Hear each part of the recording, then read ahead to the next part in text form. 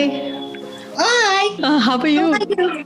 Oh, I'm. fine. Just sitting, waiting, life is rolling on. You're looking so lovely. I'm so glad to see you after so long. I'm really grateful that you accepted to talk with me. Sheila, you've been a stage artist, an actress. Well, I started in pantomime, which is what I loved. And I kept all the friendship over those years. And now we are into making films. I was supposed to be filming at the moment with my version of Jack the Ripper. But I've lived in New Delhi for a few years. So which year, when was this? How long back was this? Oh, gosh. It was quite a while ago because, yes, I didn't have children. I was childless then because I had to come back 50 years. To you. So how many years would that be? 50. 50 years ago.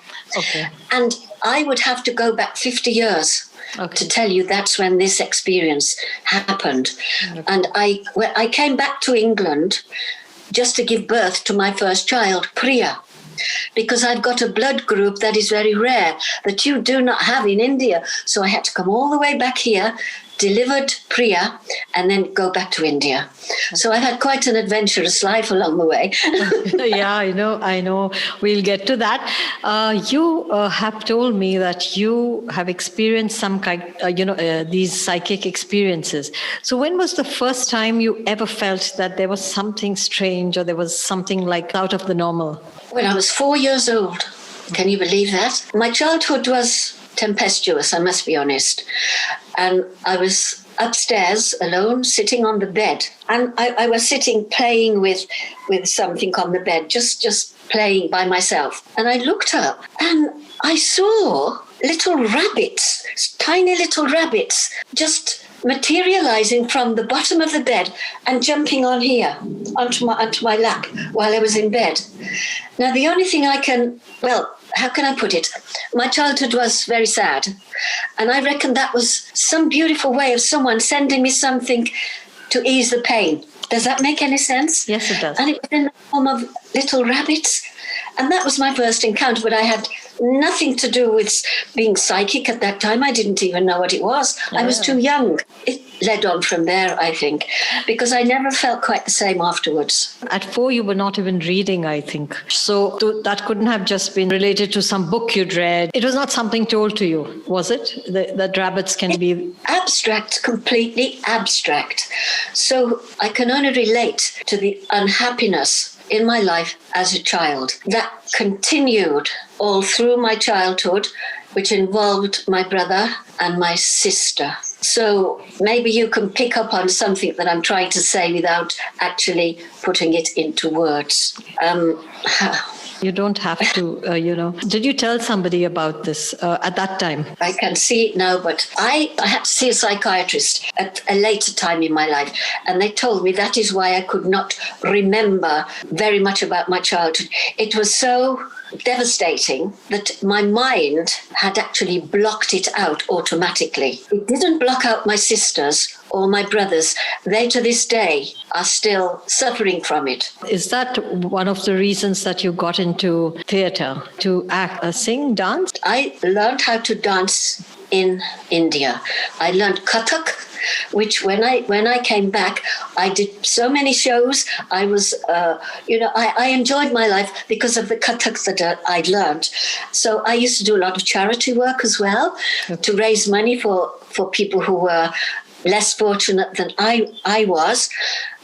But India's never left me. India lives with me on a daily basis. How beautiful. A day doesn't go by when I'm not in India. It's so strange, but... Maybe in your past births you were in India. You think that too? Oh, yes, because I learned the language so easily. You speak Hindi, right? हाँ जी, मैं हिंदी बोल सकती हूँ. मैंने किताब से सीख लिया. बताइए, हाँ? अच्छा. जोर से. Bill's sitting next to me, by the way. Hi, Bill.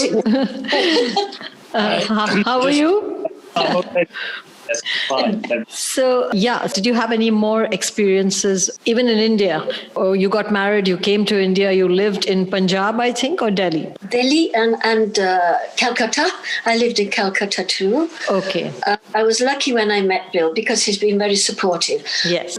My cameraman, who came here a while ago, to do a short, something to put on his camera to say that we had been working together on a film. And he couldn't do it because of what was happening in the particular room that all the orbs appear. He couldn't do it because he put the camera up and there was all these weird shafts of silk material going across the front, just shooting past like that. He couldn't do it. He said, I don't know what's wrong with my camera, but I can't shoot. And of course, I'd related it again to what happened on that day, because he did get one thing. He got my friend's mother, who had died, on her shoulder. I think you've seen that. Have you seen that picture I sent you? Yes, I have. That, he can't put it out there because it was just so abnormal. She said, that's my mother. I can see my mother on my shoulder. And when she got home, she's got a beautiful black dog that she didn't bring with her. She keeps at home. And when she went in, it was running ballistic like round the room. She didn't know why. It was behaving very oddly as soon as she went in. So whether she had taken her mother's essence over with her back home, we still don't know to this day, but it's a very strange experience. Yes. And one second experience, as Bill will confirm, I have some Polish filmmakers who wanted me to do an advert for them, where I had to lie down on the bed and say, oh, this is a beautiful wine and it'll make you feel all beautiful and voluptuous and everything. And I did that, and he says, hang on, I can't get it on the sound. I've got all strange sounds coming on my camera. Was it on the camera? Headphones. He said he couldn't focus properly, and it was all these strange sounds coming on through the ceiling. Again, that was another experience. But when they happen, frequently, you just think, am I going crazy? Yeah. Is it me? There's something wrong with me? But after my daughter was walking along, this is Suman, to her home, a lady tapped her and said, excuse me. She says, hi, being a neighbour. She said, is your mother psychic? And of course she stopped dead and thought, oh dear, she is a psychic. She is a psychic. And just lately, I had a message saying that she is having visions of a blind young boy connected to me. And I thought, well, and I'll give you another little bit of an interesting. I've got something in my hand that she gave me. Okay. Now, she gave me this. Now, it's the little tiny ball. Oh. Can you see now? You didn't give me the base. I keep it there. Okay. This, when a spirit comes into your room, it flashes. Could you hold it in the center, please? It flashes. Okay. Now, that only flashes when a spirit enters the room. I can show you how it flashes because I'm going to touch it. But that is when you do not touch it, they appear. Now, I will show you. Yes. Now, this is because you were touching it. Well, I am touching it, but it doesn't usually, it will work when it's at the side of your bed if someone enters the room. Okay. It is an energy. Now, I'll put it back down again. Now, this kind lady who asked Sue if I was psychic, and she said my mother's had experiences like that. She sent that for me to keep with me. The other night, I kept it by the bed. Mm-hmm. And if you'd have seen what it did, you would not believe it. It was all these strange, like pieces of silken cloth were flying across the room. Now, God. Bill was there. Okay, he saw it too. Yes, but I will never take it to bed again. There's very little I can do about it. But I wouldn't stay here, sleep here alone. That means you are frightened. Anybody would be. Or have you made peace with the situation? Not really. What else is next? Next is going to happen. Yeah. But what can one do? Yeah.